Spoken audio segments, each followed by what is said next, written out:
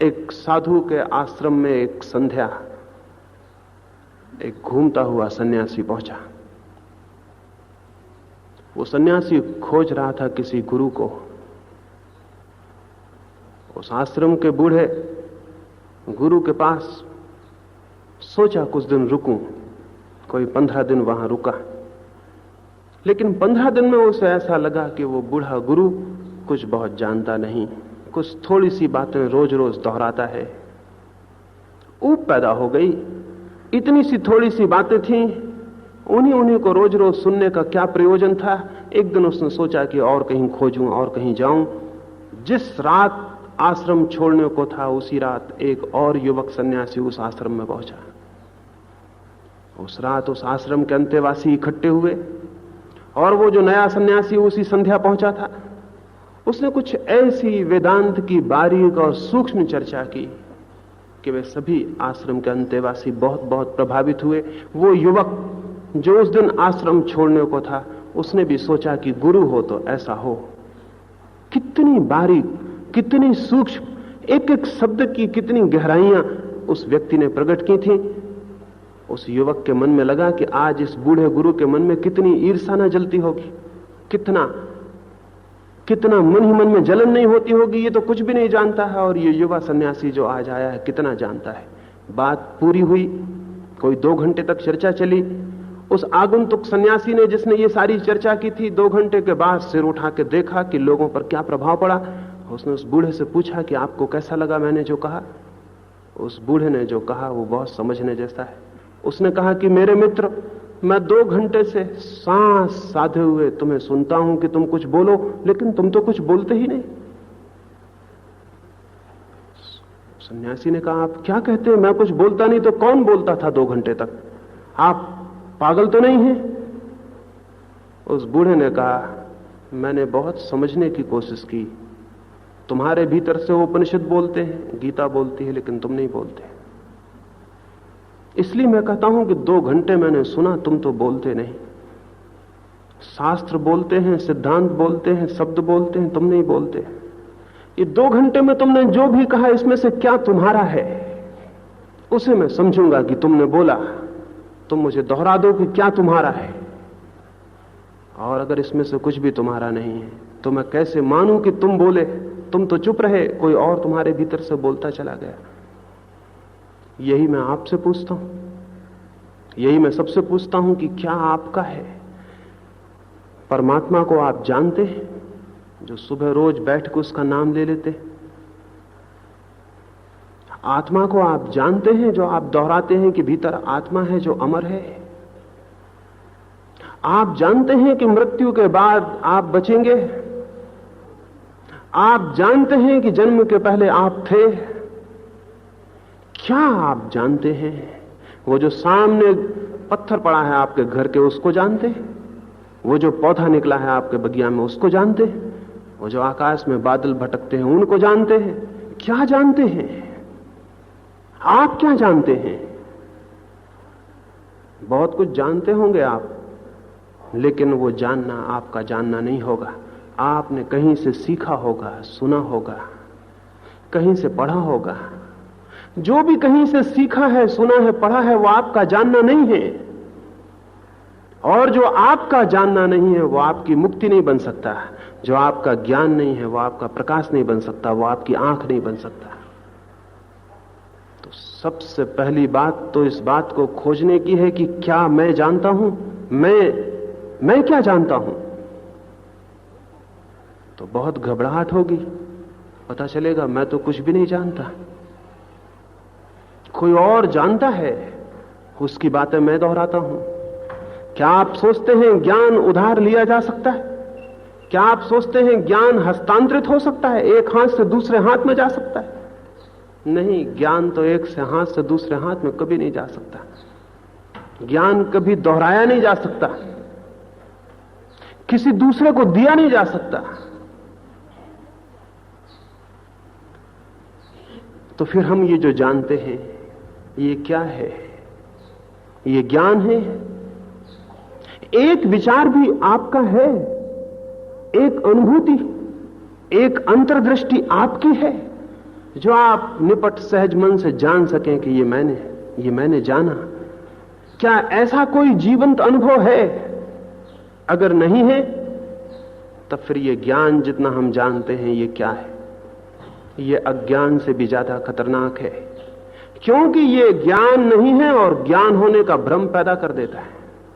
ये इल्यूजरी है, ये मिथ्या है, ये झूठा है। ये ज्ञान नहीं है और ज्ञान होने का भ्रम पैदा कर देता है। और हम क्यों इसे स्वीकार कर लेते हैं? आलस्य के कारण स्वीकार कर लेते हैं। खुद ज्ञान खोजना हो तो श्रम करना पड़ेगा, शक्ति और साहस चाहिए, खोज की हिम्मत चाहिए, अनजान अपरिचित रास्तों पर चलने की हिम्मत चाहिए। अपरिचित सागर में नौका खोलने में जितनी हिम्मत चाहिए उससे कहीं बहुत ज्यादा सत्य के अपरिचित सागर में यात्रा करने की हिम्मत चाहिए। लेकिन इस सबसे सस्ते में निपटारा हो जाता है। हम किताबें उठा लेते हैं और कुछ बातें सीख लेते हैं और सीख के उन बातों को तोतों की भांति दोहराने लगते हैं और उन दोहराई बातों से ज्ञानी होने का मजा मिलना शुरू हो जाता है। और दो चार लोग भी हमारे आसपास इकट्ठे हो सकते हैं जो हमको गुरु कहने लगे कि ये बहुत जानते हैं, इन्हें गीता पूरी कंठस्थ है, उपनिषद पूरे आते हैं। तो न केवल हम ज्ञानी बन जाते हैं, गुरु बन जाते हैं, दो चार और शिष्य भी इकट्ठे आसपास हो जाते हैं और एक अजीब, एक नासमझी का अजीब क्रम दुनिया में चलना शुरू होता है। और ये चल रहा है हजारों वर्ष से। बहुत थोड़े से लोगों को ज्ञान उपलब्ध हुआ है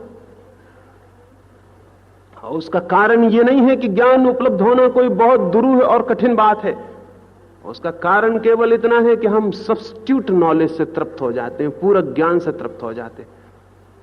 कोई आदमी पानी की खोज में जाए और रास्ते में नकली पानी मिल जाए, कोई आदमी फूल की खोज में जाए और रास्ते में कागज के फूल मिल जाए और खरीद के घर आ जाए। ऐसे हमने कागजी ज्ञान को इकट्ठा कर लिया है, फूल सजा लिए हैं और इन फूलों से तृप्त होकर बैठ गए हैं, इसलिए ज्ञान उत्पन्न नहीं होता। अज्ञान बाधा नहीं है ज्ञान के आने में, स्मरण रखिए। उधार ज्ञान बाधा है, क्योंकि जो उधार ज्ञान को पकड़ लेता है उसकी ज्ञान की खोज बंद हो जाती है। फिर उसे छोड़ने में भी डर लगता है। छोड़ने में इसलिए डर लगता है कि उधार ज्ञान हमारे अहंकार की तृप्ति करने लगता है। लगने लगता है मैं कुछ हूं, क्योंकि मैं जानता हूं, मैं ईश्वर को जानता हूं, मैं आत्मा को जानता हूं, मैं कुछ हूं, मैं ज्ञानी हूं। ये अहंकार की तृप्ति होने लगती। फिर अगर कोई कहे कि झूठा है तो प्राण बड़े संकट में पड़ते हैं कि इसे कैसे छोड़ दूं। इसे छोड़ दूंगा तो फिर निपट अज्ञानी रह जाऊंगा, जो कि है, जो कि असलियत में मैं हूं, लेकिन छोड़ने में डर लगता है, भय लगता है। और फिर ये भय बाधा बन जाती और तब हमारी खोज हमेशा के लिए बंद हो जाती है। ज्ञान का किनारा छोड़ना पड़ता है, दूसरों के ज्ञान का किनारा छोड़ना पड़ता है, जिसे अपने ज्ञान की खोज में जाना हो। एक छोटी सी कहानी कहूं। एक रात कुछ मित्र एक मधुशाला में गए और उन्होंने शराब पी ली। पूर्णिमा की रात थी।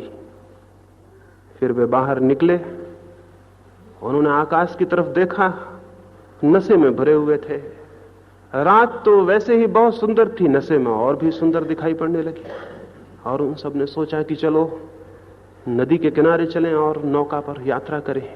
वे नदी के किनारे गए, उन्होंने एक नौका पर सवारी की, पतवारें उठाई और यात्रा शुरू कर दी। कोई आधी रात होगी, फिर सुबह की ठंडी हवाएं चलने लगी। तब उनका होश थोड़ा वापस लौटा। ठंडी हवाओं के झोंकों ने नशा कुछ कम किया।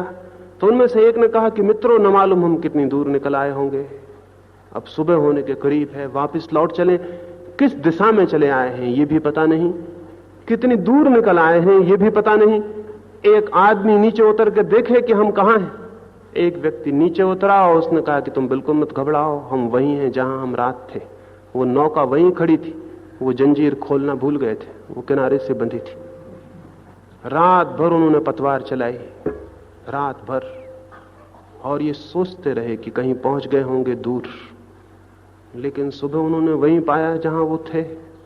एक बुनियादी बात भूल गए, नाव पर बैठे ये भी ठीक था, पतवार उठाई ये भी ठीक था, पतवार चलाई ये भी ठीक था, लेकिन सबसे पहले जरूरी था कि नौका कहीं बंधी तो नहीं है।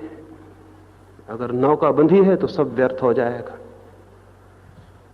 मृत्यु के करीब पहुंच के आदमी पाता है, जब मृत्यु की ठंडी हवाएं लगनी शुरू होती हैं और नशा थोड़ा उखड़ता है, तब पता चलता है उतर के तो देख लें कि कहीं पहुंचे या नहीं।